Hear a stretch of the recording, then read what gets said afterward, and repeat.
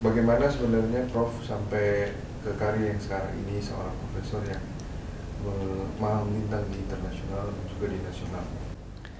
Ya, sebenarnya kalau dilihat dari sejarahnya ya, saya ini kan dari keluarga yang orang biasa gitu ya, artinya bukan yang keluarga mampu, ibu saya juga tukang kue gitu. Ayah saya itu pensiunan tentara. Ini di Jakarta atau di mana? Di Jakarta, pensiunan tentara, tapi tentaranya juga pangkatnya yang paling bawah gitu ya. Nah, jadi bukan orang yang berada gitu. Nah, disitulah saya terdorong karena saya melihat bahwa hidup itu ternyata tidak mudah. Dan saya lihat ibu saya itu bangun jam 3 pagi. Nah, ayah saya suka bangun juga sekitar jam 3, jam 4. Dan mereka bikin kue bareng. Jadi saya bilang, oh hidup ini ternyata memang harus kerja keras gitu.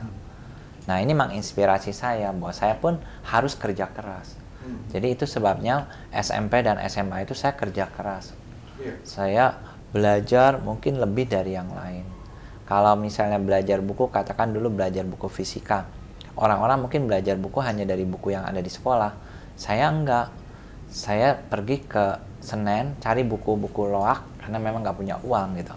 Buku-buku loak, buku karangan orang Belanda, karangan macem-macem, yang buku-buku lama saya beli, saya pelajarin.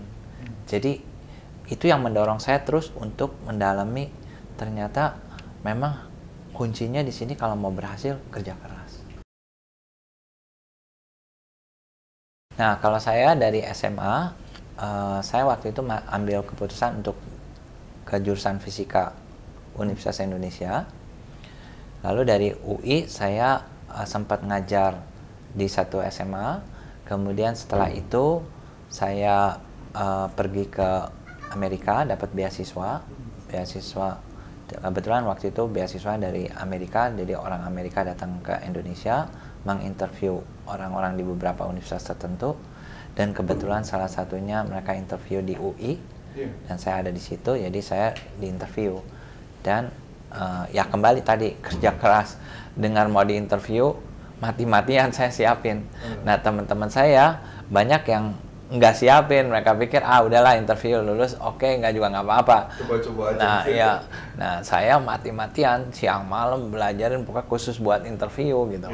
Banyak orang ngejek, mau interview masuk nih, tapi saya bilang enggak, saya harus kerja keras siapkan interview ini. Nah akhirnya ternyata saya salah satu yang lulus terbaik gitu. Jadi ya udah, saya akhirnya terima, dapat beasiswa di universitas yang sangat baik menurut saya, di William and Mary. Itu universitas William and Mary itu universitas tertua kedua setelah Harvard di Amerika. Setelah Harvard dia kedua. Ya, kedua tertua ya. Tertua ya. Nah, kemudian di sana, dan kebetulan di sana ada pusat fisika nuklir yang memang saya suka gitu ya. Nah, saya belajar di sana sampai akhirnya PhD gitu. Sampai PhD. Saya lihat PhD-nya Prof tuh sampai 4 koma ininya, Prof. Iya. Jadi memang ya itu kembali kerja keras. Karena di sana itu lebih ini lagi saingannya orang-orang dari Cina yang belajarnya mungkin lebih keras dari saya. Jadi gini, waktu saya pulang dari perpustakaan jam 11 malam, saya kan udah pulang jam 11, itu orang Cina itu yang dari mainan itu masih di situ. Nah, iya, besok paginya saya datang jam 7 pagi dia udah nongol. Saya bilang kapan pulangnya? Nah, itu dorong saya. Dia bilang, ini orang waduh gila banget kerjanya. Saya bilang, wah saya harus lebih keras lagi. Nah, itu yang dorong saya bahwa harus kerja keras, harus kerja keras. Saya bilang gitu aja. Nah, jadi saya sepanjang di sana itu memang kerja luar biasa gitu. Nah, dampaknya ini ke bawah terus sekarang. Sampai sekarang pun saya kerja keras, tidur cuma 3 jam. Tiap hari nih? Tiap hari. Jadi kira-kira jam berapa? Jam 3 udah bangun. Jam 12 tidur, jam 3 bangun? Iya. Jam 11, jam 12 tuh udah tidur. Kadang jam 2, kadang-kadang setengah 3 udah bangun. Udah nggak bisa tidur, udah kebiasaan. Udah kebiasaan kerja keras? Iya. Jadi udah kerja aja macam-macam hal yang dikerjain. Jadi bangun langsung kerja lagi? Kerja udah. Ya itu karena udah kebiasaan kerja keras, jadi kita mau santai juga susah. Otak kita juga nggak bisa dibikin santai.